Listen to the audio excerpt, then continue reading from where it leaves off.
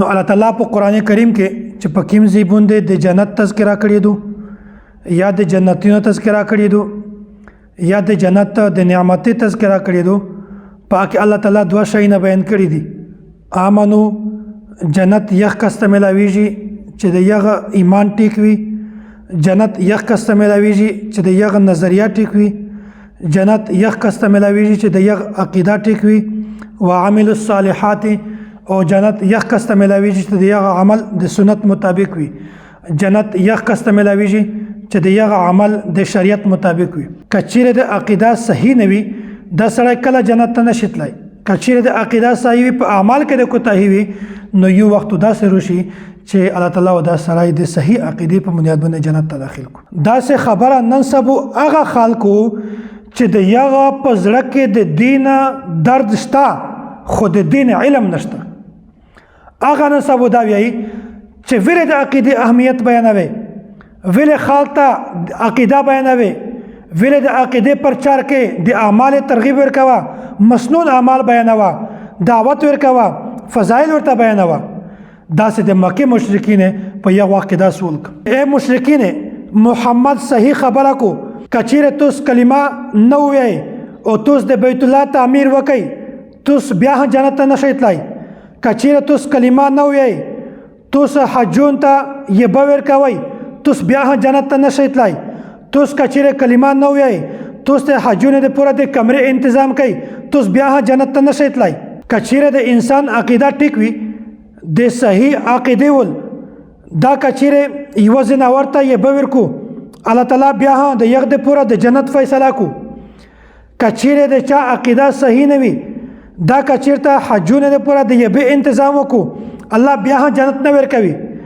کچیره د چا عقیده صحیح وي د صحیح عقیده په بنیاد باندې په خپل محله کې په خپل جماعت کې واخښته ولګوي الله بیا د جنت فیصله ورته کو کچیره د چا عقیده صحیح نه وي هغه د غلط عقیده په بنیاد باندې د بیت الله تعمیر ویل نه وکړه الله تعالی بیا ته د جنت فیصله کله نه کو کچیره غوړی چې د دنیا نظام د جوړ شي د الله تعالی د وجود اقرار وکړي کچیره غوړی چې د دنیا نظام د وچلیږي د الله تعالی د توحید اقرار وکړي والعصر ان الانسان لفی خسر الا الذين امنوا وعملوا الصالحات وتواصوا بالحق وتواصوا بالصبر وقال النبي صلى الله عليه وسلم يحمل هذا العلم من كل خلف عدول ينفون عنه تحريف الغالين وانتحال المبتلين وتأويل الجاهلين اللهم صل على محمد وعلى آل محمد كما صليت على إبراهيم وعلى آل إبراهيم إنك حميد مجيد دانانا نشست چکیم دی پدا کې د عقیده مکمل اهمیت بیانېږي عقیده څومره اهمیت دی د عقیده الله او د الله رسول کیم اهمیت بیان کړی دی او دا په عملنا اهم شی دی او کنا او دا سه عقیده او په عمل کې فرق دا ان شاء الله تفصیل درته بیانېږي استاد محترم متکلم اسلام حضرت مولانا محمد الیاس ګومن دامت برکاتهم د صورت یو په آسان فهم انداز باندې ترجمه کو چې الله تعالی د زمانه قسم خوړلی دی الله تعالی فرمایي چې هر هغه انسان کامیاب دی چې د یغه عقیده د یغه نظریه دا ټیک وي او هر هغه انسان کامیاب دی چې د یغه عمل د سنت مطابق وي د شریعت مطابق وي او دای د یغه اعمال دعوت او تبلیغ هور کوي کچیره په دغه دعوت او تبلیغ باندې په د باندې څه پریشانی روشي څه مسله جوړه شي په باندې د صبر هکو په خوشاله ټنډه سره قبلوي هم د شریعت اجزا دا کچیره میش په تفصیل سره تقسیم کی بیا دا جوړیږي 15 اجزا اعتقادات عبادات اخلاقیات معاشرت معاملات کچیره میش د شریعت اجزا دغه تقسیم درمیانه وکي بیا درې قسمونه جوړیږي: اعتقادات، عبادات، اخلاقیات. کچیر دغه تقسیم میر نور مختصر کی بیا دا صرف دوه قسمونه جوړیږي: اعتقادات، اعمال.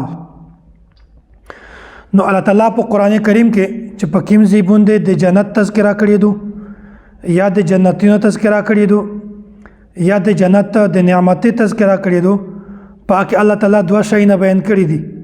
امنو جنت یخ کسته ملاویږي چې د یغه ایمان ټیک وي، جنت یخ کسته ملاویږي چې د یغه نظریه ټیک وي، جنت یخ کسته ملاویږي چې د یغه عقیده ټیک وي، وعمل الصالحات، او جنت یخ کسته ملاویږي چې د یغه عمل د سنت مطابق وي، جنت یخ کسته ملاویږي چې د یغه عمل د شریعت مطابق وي.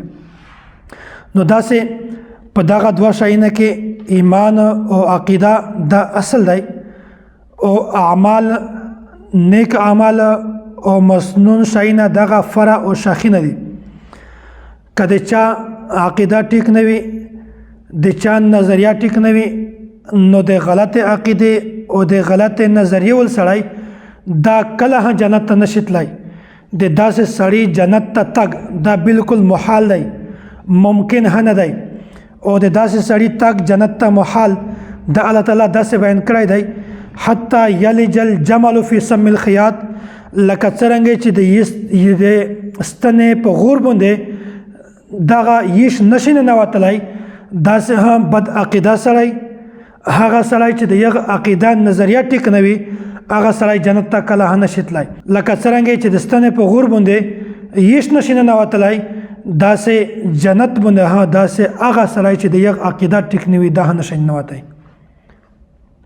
او داسې که د چا عقیده ټیک وي په اعمال کې کوتاهي وي، نو دا سړی خو ابتداءً په شریک جنت ته نشي تللی، خو یوارې داسې روشي چې دای د یغه خپل ګناهي سزو دته حاصله شي، دای د یغه خپل ګناهي سزو یخته ملاو شي، برداشت کو په هغه نه بعد الله تعالی دای د صحیح عقیده په بنیاد باندې او د ایمان او د اسلام په بنیاد باندې الله تعالی جنت ته داخلوي.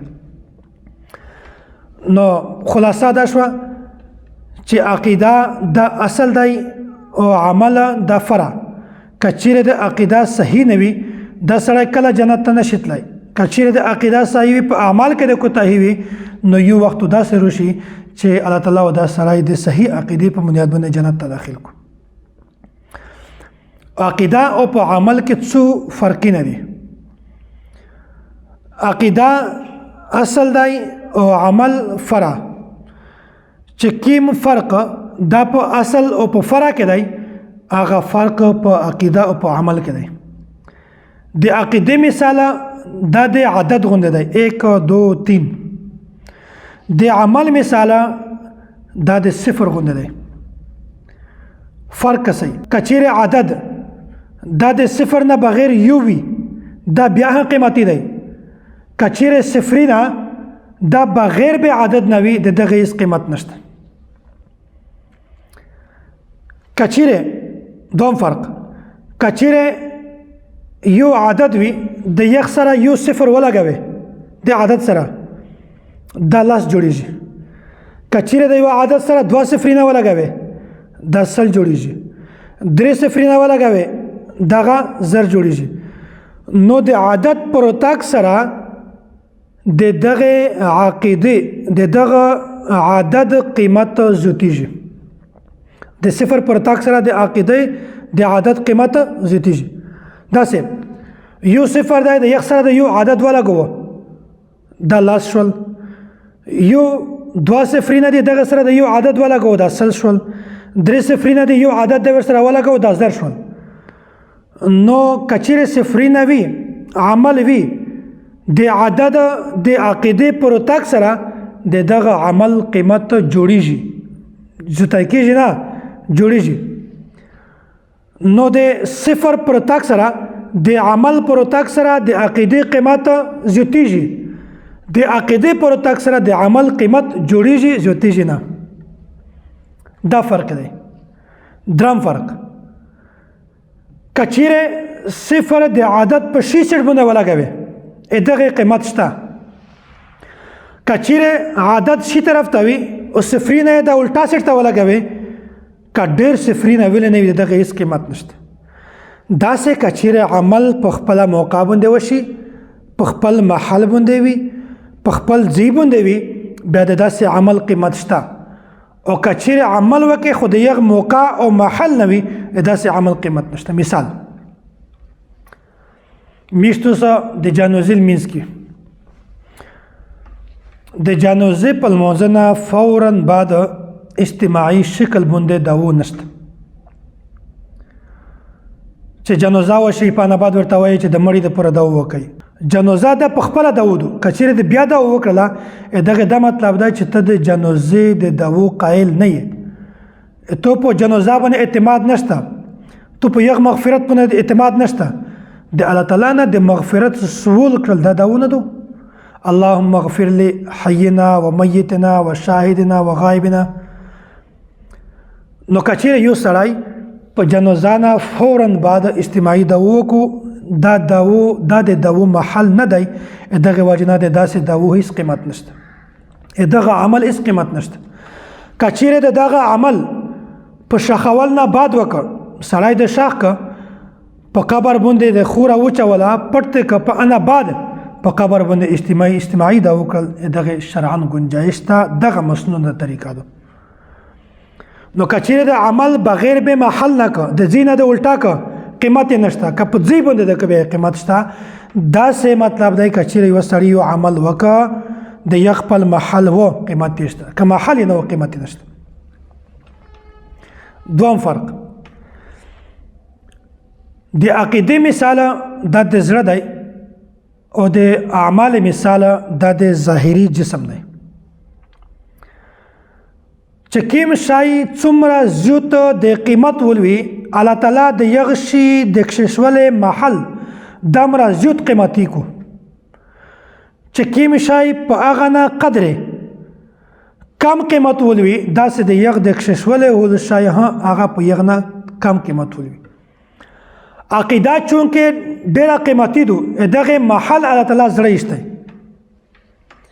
زړه هم داسې محفوظ دی څومره پردې دي د پوسه په او داسې د اعمال مثال دا ظاهري جسم دی. د عقیدې په نسبت باندې اعمال د کمې درجې ول دي دغه وجه نه الله تعالی د اعمال محل چې کوم دی هغه ظاهري جسم جوړ کړی دی. هغه هم په هغه نه کم په زړه نه کم محفوظ دی. که چیرې د انسان د اجزا نه یو جز لوس شا غوږ پیزه تشی دا کاټ شي د سړی بیا هم ژوندی پته کېدی شي. که چیرې د سړي د زړه نه بعضې اعضا کاټ شي جز کاټ شي ټوکراز نه کاټ شي د سړی کله ژوندی نه شي پته کېدی. خلاصه یې دا ده که چیرې د یوه سړي عقیده دا صحیح نه وي عقیدې نه یې بعضې عقیدې خرابې شي کاټ شي ځینې دا سړی مؤمن نه شي کېدلی دا سړی کافر دی.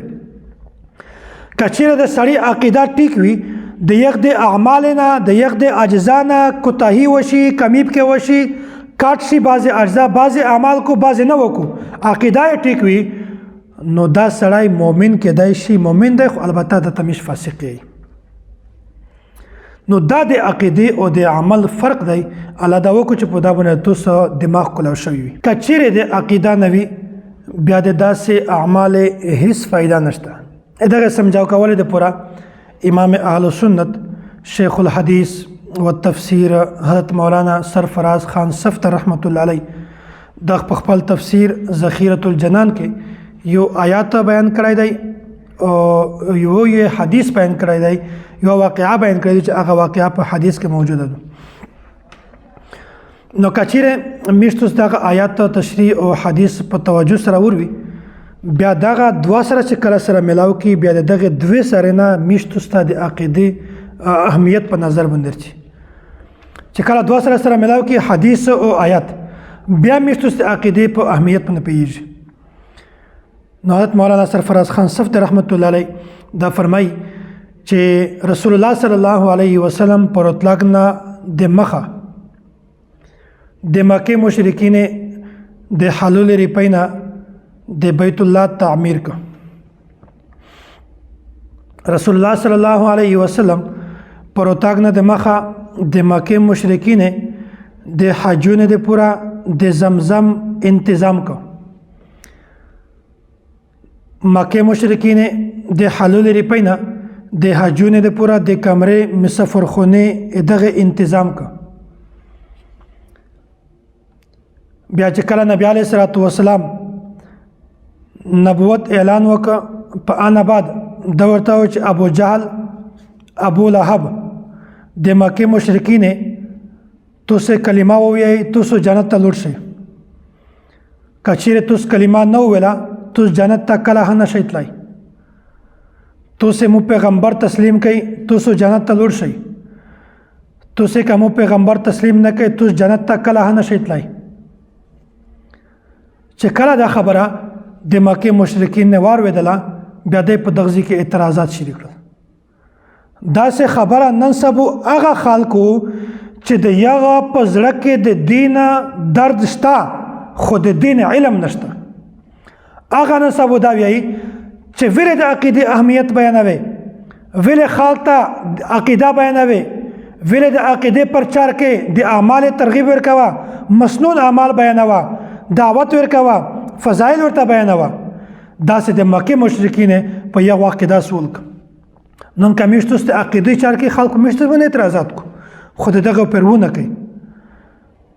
د مکه مشرکین اعتراض وکړ چې اے محمد کچیر میز د حلول ریپینا د بیت الله تعمیر وکي آیا بیا میز ته الله تعالی جنت نه رکوي؟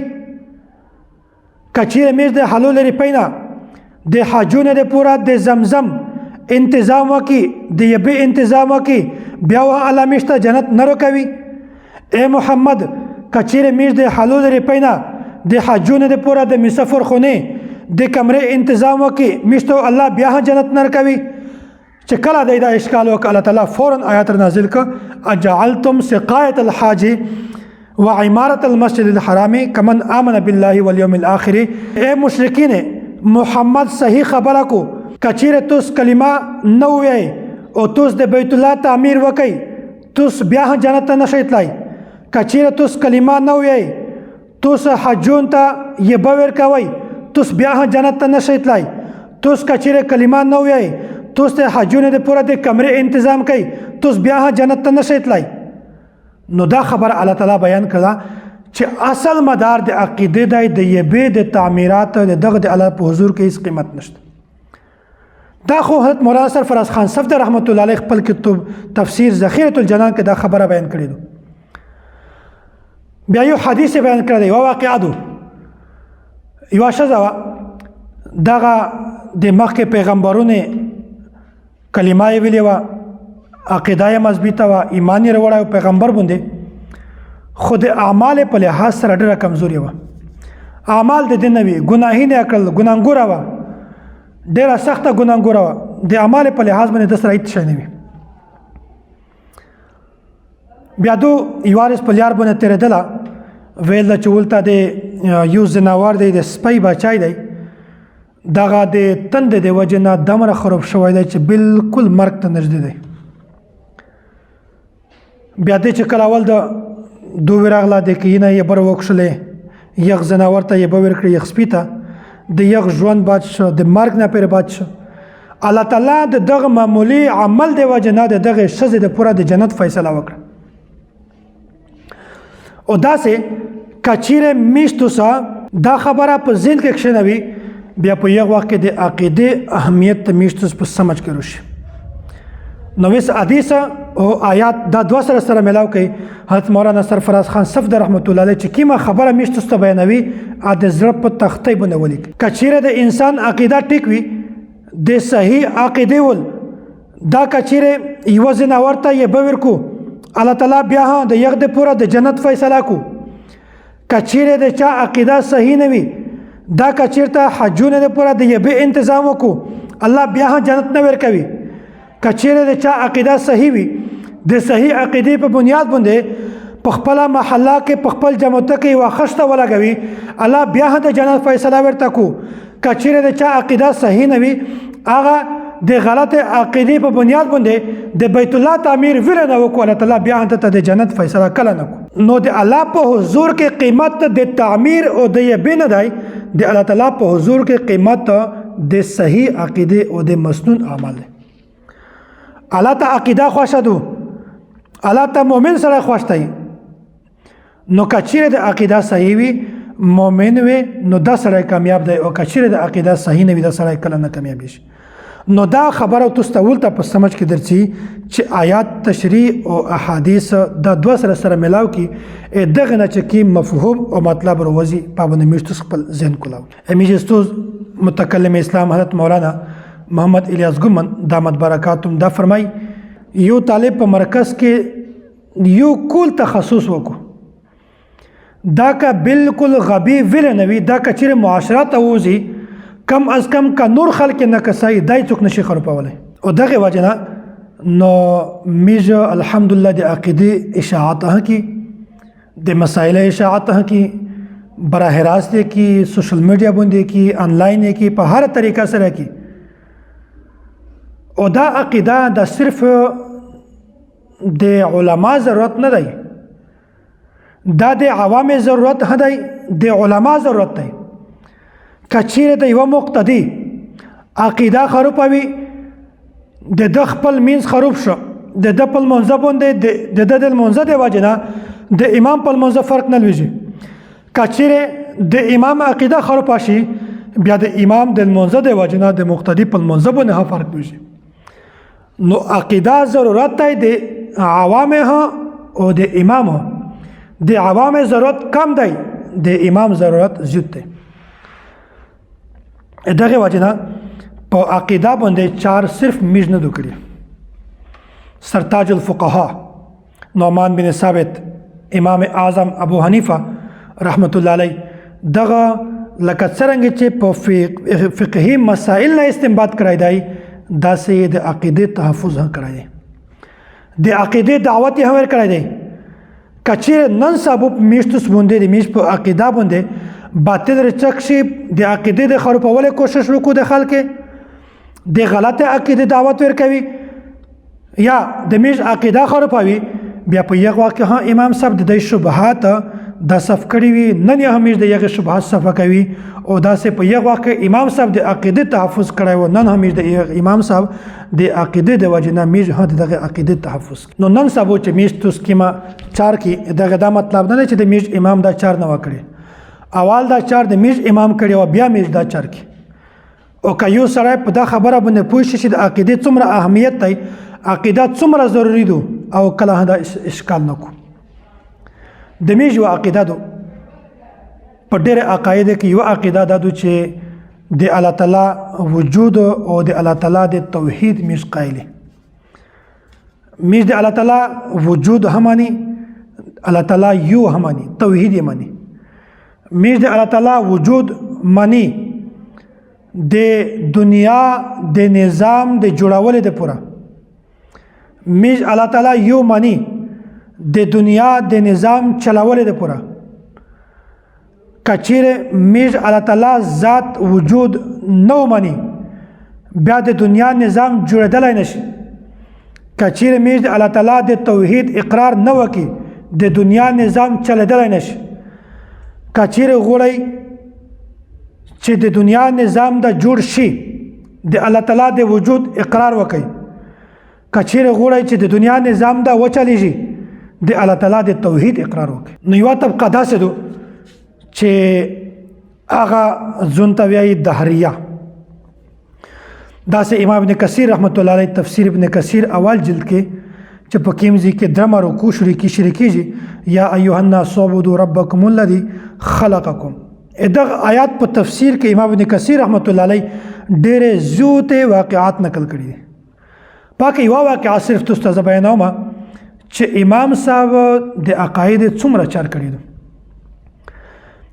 یو فرقه دو دهریه، دا ځون ته دهریه وي. دهریه دا د دهر نه دی، دغه مطلب دا دی چې دا وی زمانه ته دی وی چې دغه اسمون خپل جوړ شوی دی، دی وی چې دغه ځمکه خپل جوړه شوی دو، د المرستر خپل جوړه شوی دو، دا میاشت خپله جوړه شوې دو، انسان خپل جوړ شوی دی، دا اسمون په خپله چلیږي، میاشت په خپله چلیږي، دغه چلولی ول څوک نشته، د ځمکې کائنات وجود دا په خپله چلیږي، په خپله جوړ دی، څوک یې چلولی ول نشته، څوک یې جوړولی ول نشته. دا دهریه قوم دی، د هر شي د وجود انکار کو، د الله تعالی د وجود انکار کو. دا یې وارزه امام صاحب ته روغلل، امام صاحب ته یې وویل چې میشتو سو په دا موضوع باندې بحث مباحثه کې نن سبا دور کې مناظره ورته یې امام صاحب ورته چې بالکل صحیح ده. وخت چې کله روغی ټیم سره مقرر که بیا یو وخت ته امام صاحب نیمه ګنټه نو وخت روغی. دغه نو وخت رتللې بنیادی وجه دا د امام صاحب فقاهت ته ذهانت ته. امام صاحب ته ویلي وي چې میشتو سو مناظره کې په دا خبره باندې چې تو دلایل پیش کوي په دا باندې چې د الله تعالی وجود شته. دوام قسم دلایل په دا باندې پیش کوي چې الله تعالی یو دی، د توحید اقرار وکړي. امام صاحب ورته ویل صحیح ده. چې کله نو وخت راغی بیا امام صاحب ته ویل چې ولې نو وخت راغلی، امام صاحب ورته ویل داسې موږ ته یوه واقعه پیښه شوې وه، موږ په دا باندې غور و فکر کو، سوچ مې پې کو چې دا وسو دا مسله زه څرنګه حل کړم.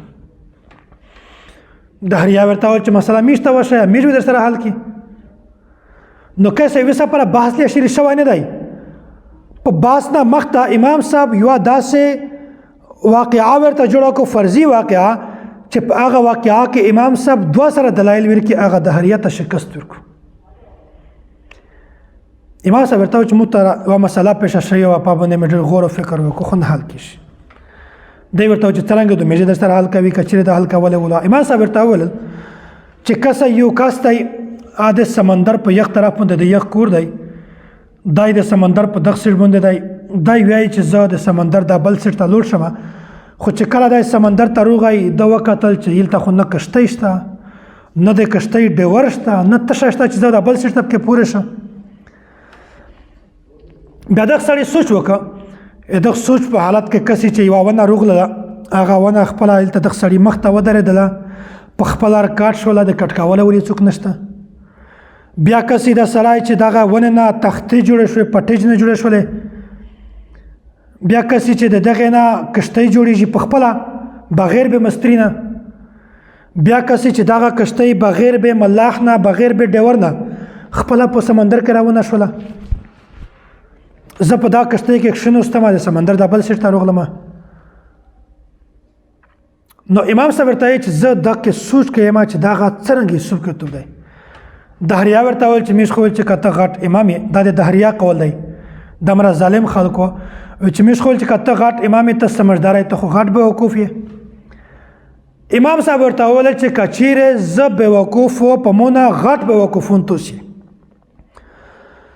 ځکه چې یوه وړیکې کشتۍ دا بغیر به ډیور نه چلیږي، یوه وړیکې کشتۍ بغیر به مستري نه جوړیږي، یوه ونه بغیر به مزدیر نه کټ کېږي.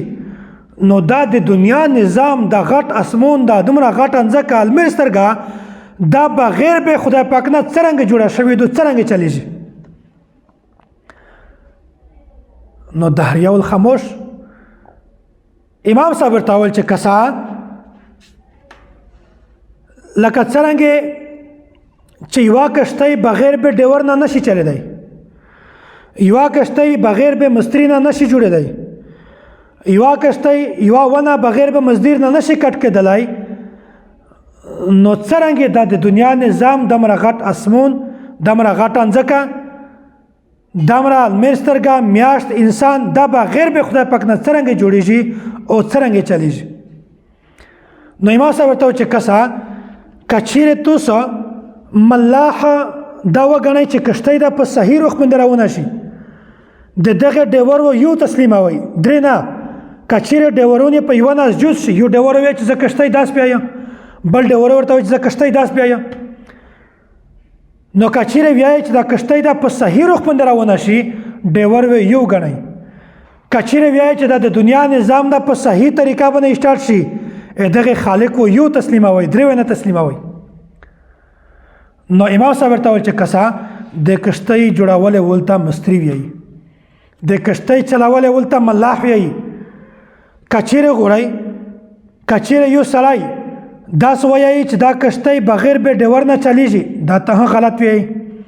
کچیرې یو کس ویایي چې دا کشتۍ بغیر به مستری نه جوړیږي، دا ته غلط ویایي. کچیرې یو کس ویایي چې دغه ونه بغیر به مزدور نه کار شو، دا ته غلط ویایي. او که یو کس ویایي چې دغه اسمان بغیر به خالق نه جوړ شوی دی، دا ته غلط ویایي. که څوک ویایي چې دغه ځمکه بغیر به خالق نه جوړه شوې ده، دا ته غلط ویایي. که څوک ویایي چې دغه د دنیا نظام بغیر به خدای نه چلیږي، دا ته غلط ویایي. نو خلاصه دا ده چې که چېرته غواړئ چې د میش کشتۍ ده په صحیح رخ باندې روانه شي، دغه ډیورو یو تسلیموئ. که چېرې غواړئ چې د دنیا نظام ده په صحیح طریقه روانه شي، دغه خالق یو تسلیموئ. که چېرې خالق یو نه زیات تسلیم که یو خدای وایي چې دا چاردست که بل خدای وایي چې دا چاردست. نو خبره داستو چې په دغه وخت کې څومره دهریاوي د امام صاحب طرز گفتگو انداز داس و چې څومره دهریاوي ټول د امام ابو حنیفه رحمت الله علیه په لوس باندې بیعت وکړو، اسلام ته داخل شو.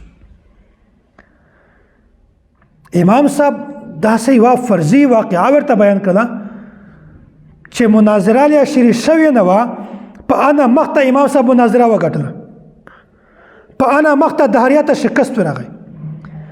امام صاحب داسې واقعه ورته بیان کړه چې جواب د دی د خولې نه راویست. دی د الله تعالی د ذات قایل نه وي، قایل یې شول چې یوه کشتۍ بغیر به مستری نه جوړیږي، د دنیا نظام بغیر به خدای نه څرنګه جوړیږي. داسې امام ابو حنیفه رحمت الله علیه د الله تعالی د توحید دلیل هم ورکړ چې که یوه کشتۍ ډیورون زیات شي، دا کشتۍ په صحیح رخ باندې نه ځي. که چېرې د دنیا د نظام ډیورون زیات شي، دا د دنیا نظام په صحیح رخ باندې نه ځي. نو وجود باری تعالی باندې یوه بله واقعه درته بیانوم، مختصر واقعه ده چې د هغه نه د الله تعالی وجود ثابتېږي. یو سکول و، په دا کې یو ماسټر دی، دا ماسټر دهریه و. لکه کومه واقعه چې اوس مو درته بیان کړې د دهریه متعلق چې هغه دا وایي چې اسمان خپل جوړ شوی دی، خپل چلیږي، د دنیا نظام خپل جوړ شوی دی، خپل چلیږي. دا استوز ماسټر دهریه فرقه سره تعلق و. د ده په سکول کې شاګردون وي، طالبون په دا کې د یغه ذهن یې دا ور جوړ کړه چې کسای په دا کمره کې ایسی شته، طالبونه ورته وایي چې بالکل شته. بیا ورته چې پنکای شته، چې بالکل شته. دروازه شته، چې بالکل شته. لیپټاپ شته، بالکل شته. کمپیوټر شته، بالکل شته. کتاب شته، بالکل شته. تپایي شته، چې بالکل شته. اچھا په دا کمره کې ګاډه شته، نه چې بالکل نشته. اصول دا ورته بیان کړه چې کسا چې کوم شی تاسو وینئ، دغه مطلب دا دی چې د دغه شي وجود شته. چې کوم شی تاسو نه وینئ، دغه مطلب دا دی چې د یو شي وجود نشته. دا ډېره غټه حمله دغه وکړه چې کله یې د وړکې ذهن ور جوړ کړل چې کسا کوم شی شته وینئ، د یو وجود شته، چې کوم شی نه وینئ، د یو وجود نشته. په دغه کلاس کې یو طالب و، هغه مسلمان و. بیا څه وخت دا وتله، بهرحال استوس خو دا اصول ورته پوه کړه. څه وخت ورته دغه شاګرد استوس ته وویل چې تو په موجودګي کې زه د شاګردونو نه یو سوال کړه چې دی مو ته څه جواب ورکوي.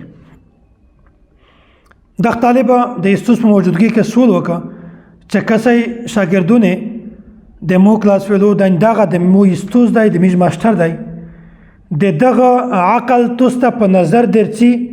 دی ویل چې نه. بیا دغه مسلمان طالب ورته وویل چې استوس اصول دا بیان کړی دی چې کوم شی په نظر نه درځي، د دغه شي وجود نشته. تاسو ته د استوس عقل په نظر نه درځي، د دغه دا مطلب چې د استوس عقل نشته. چې د استوس عقل نشته، خو دغه بیوقوف شه،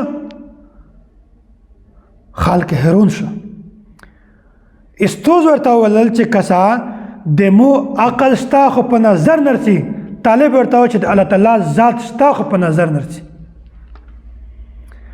دا د وجود باری تعالی باندې دمره غټ دلیل دی، دمره چې نن سبا هر سړی دا ته ورته د الله تعالی وجود څرنګه دی، الله تعالی ذات شته، وجود یې شته، کیم دی، چیرته دی.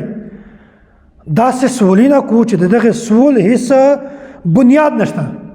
داسې سوال بالکل بې بنیاده دی، دغه بالکل حقیقت نشته. نو د الله تعالی د ذات په وجود باندې که څوک داسې اشکال وکړو چې د الله تعالی ذات شته، دلیل ته شی د سوال غلط دی. چې په دنیا کې یو شی داسې دی چې هغه بغیر به صانع نه، بغیر به جوړولې ول نه نشي کېدلی، نو دا د دنیا نظام بغیر به خدای نه څرنګه کېدای شي. په دنیا کې چې یو شی هر وخلی، د هر شي صانع موجود دی، د هر شي جوړولې ول مستری، مالک، مزدور، مشین موجود دی، نو دا د دنیا نظام چې دومره غټ جوړ شوی دی، دغه یو خالق نشته، دغه پیدا کولی ول نشته، دغه جوړولی ول نشته.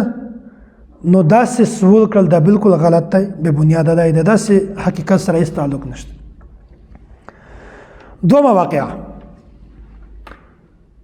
امیج استوز دا یوه واقعه بیانوي چې زه په یوه ځای کې یو بیان ته تللی وم. بیان نه بعد مو سره خلق ملاو شول، بیا ورته وویل چې نه نه د یوه ژڼکي ملاقات تر سره کړي. بالکل وړوکی ژڼکی دی، خدای مناظر. استوز سره چې کله ملاو شو، استوز هدیه ورکړله، خبر یې ورسره وکړلی. بیا ورته وویل چې څرنګه یې مناظر یې، څه شی دې کړي دي، کارګزاري وروه یا کارګزاري ورته بیان کړله. ورته وویل چې د میز په کور کې یوه ښځه ده، د مور د نیه ښځه ده، هغه غیر مقلده ده، اهل حدیث جماعت سره تعلق دی. هغه یوه دوې درې څلور داس څو مسایل یغه یې کړي دي، دلایل یې کړي دي.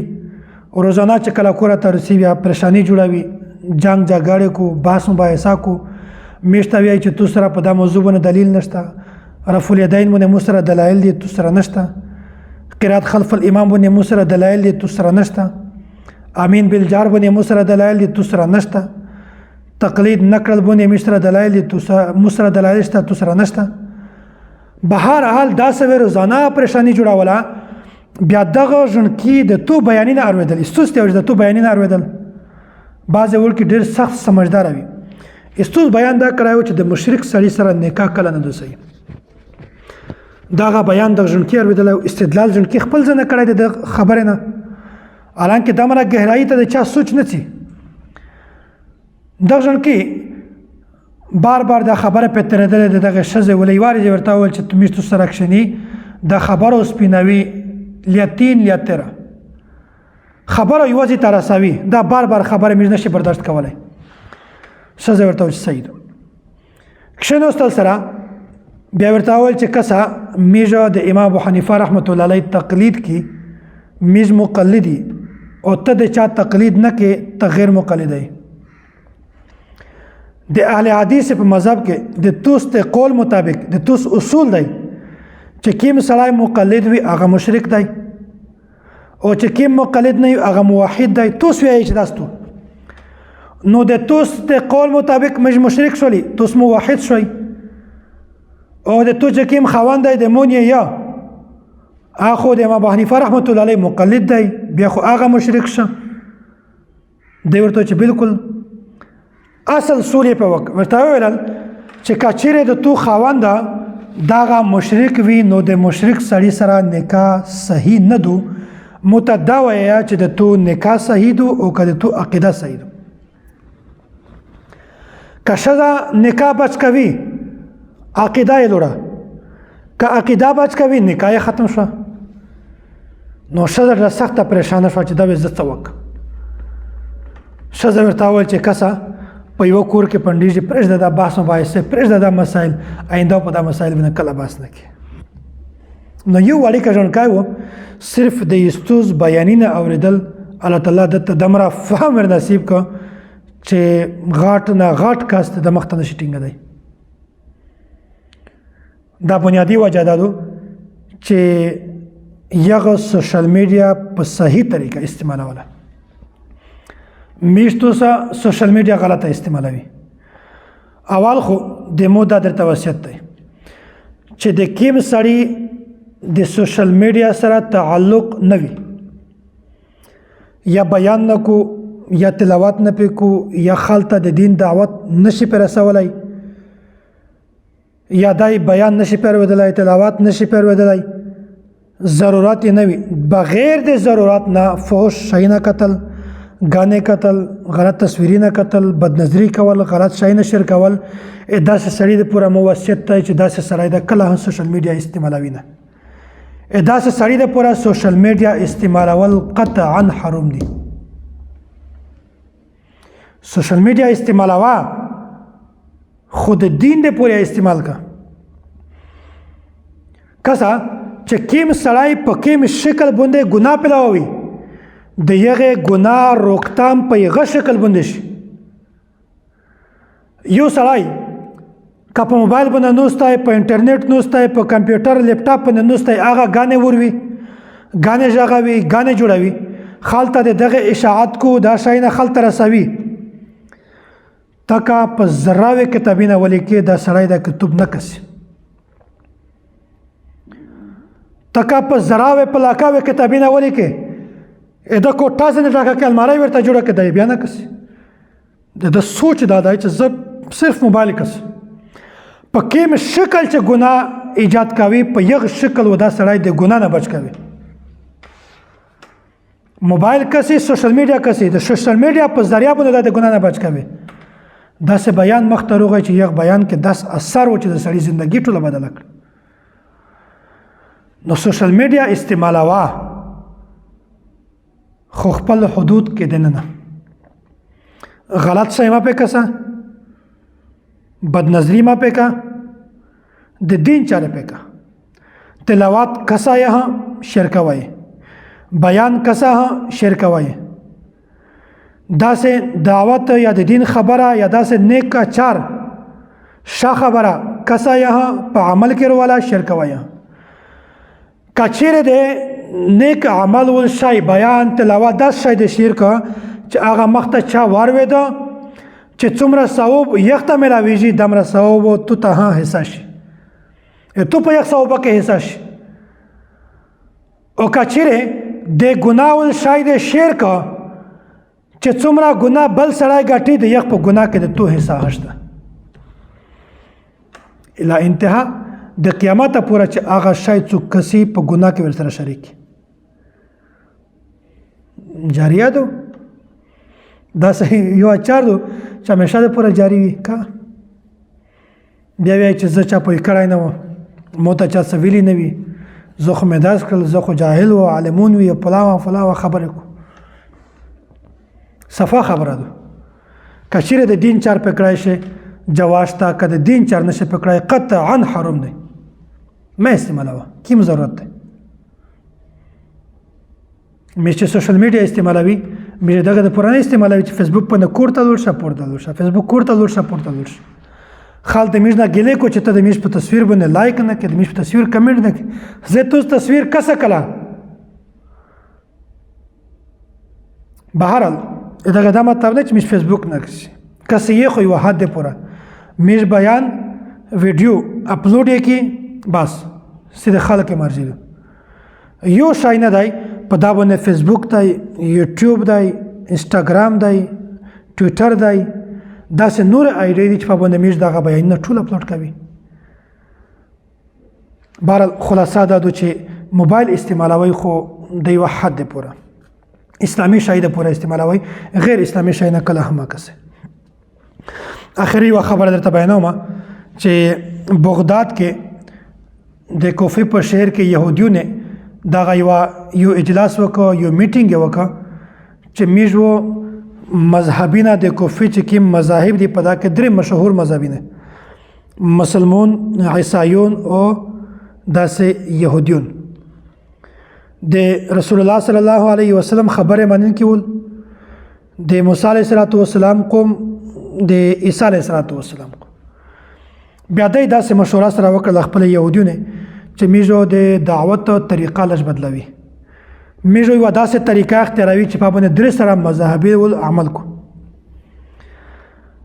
طریقه دا اختیار کړله چې د کوفې په بازور کې یو تاجر دی دغه تاجر ته ورغلی ورته وویل چې موږ خو داسې یوه مشوره کړې ده یو سوچ هم دی چې دغه ټوله زموږ علاقې ول په یو مذهب باندې چلیږي په یو دین باندې چلیږي دا فرقه واریت ختم کړي اختلاف ختم کړي داستو چې اتفاق وشي یا ورته څرنګه خبره ده دا ورته چې په دا کې بنیادي درې مذهبونه دي مسلمان په دا باندې که د ټولو اتفاق وشي ټولو دغه مذهب اختیاروي عیسایون عیسی علیه السلام باندې که چا اتفاق وشي ټولو دا اختیاروي نو داسې چې کله وکتل محمد صلی الله علیه وسلم دا مسلمون یې مانی یهودیون یې نه مانی عیسایون یې نه مانی نو مشوره سره وکړه چې نبی علیه السلام دین اسلام دغه میر دعوت کله نه ورکوي چاته دوه نمبر راغی عیسی علیه السلام عیسی علیه السلام خو مسلمون مانی خو یهودیون یې نه مانی دغه مذهب ختم شو راغی موسی علیه السلام د یهودیون پیغمبر دا یهودیون یې هم مانی عیسایون یې هم مانی مسلمون یې هم مانی بیا دا ورته وویل دغه تاجر ته چې موږ دا مشوره ده چې دا یهودیت باندې ټول خلک موږ سره جمع کړي دا ورته چې موږ سره خو دا علم نشته هلته یوه مدرسه ده هغې مدرسې زه عالم کس هغه د تربولمه که یې غول چې سایدو بیا سایدو که نه یو مشکله ده مدرسه ته ورغی د مدرسه د امام ابو حنیفه رحمت الله علیه وه امام صاحب په یغه وخت کې عمره ته تللی وه بیا طالبون ته وویل چې داسې کشته چې هغې ته جواب ورکړو د یهودیونو غټ عالمون دي بیا د امام صاحب یو وړوکی شاګرد کم عمر شاګرد دغه ورته زه جواب ورکوم هغه ورته وویل تاجر چې ته خو د کم عمر ته څرنګه جواب ورکوې دا ورته چې بعضه جواب ورکوه زه در سره چې کله ورسره لور شه هغې پیره خبره ورته بیان کړله بیا هغې ورته وویل چې داسې عیسی علیه السلام دی داسې موسی علیه السلام دی رسول الله صلی الله علیه وسلم دی فلان فلان فلان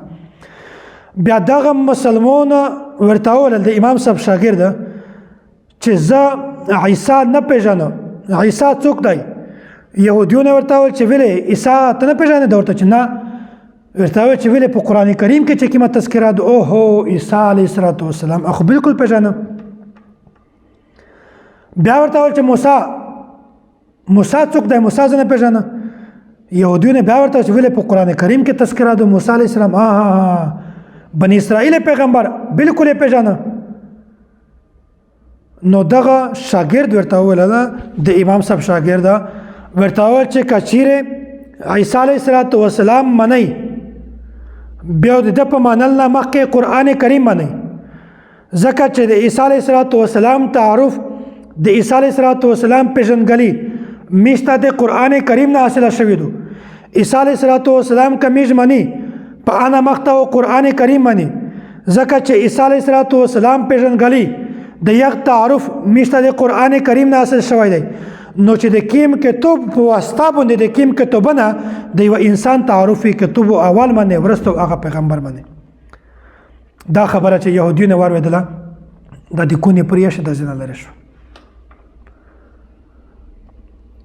نو وجه دا ده چې د قرآن کریم نه مونو دغه شاګرد ورته وویل د امام صاحب وویل چې کسا د دغه تعارف موږ ته د قرآن نه حاصل شوی دی نو دا خو نشي کېدلی چې هغه موږ ومني چې د کوم کتابونه د دغه تعارف حاصل شوی وي موږ نه ومني دا کېدای نشي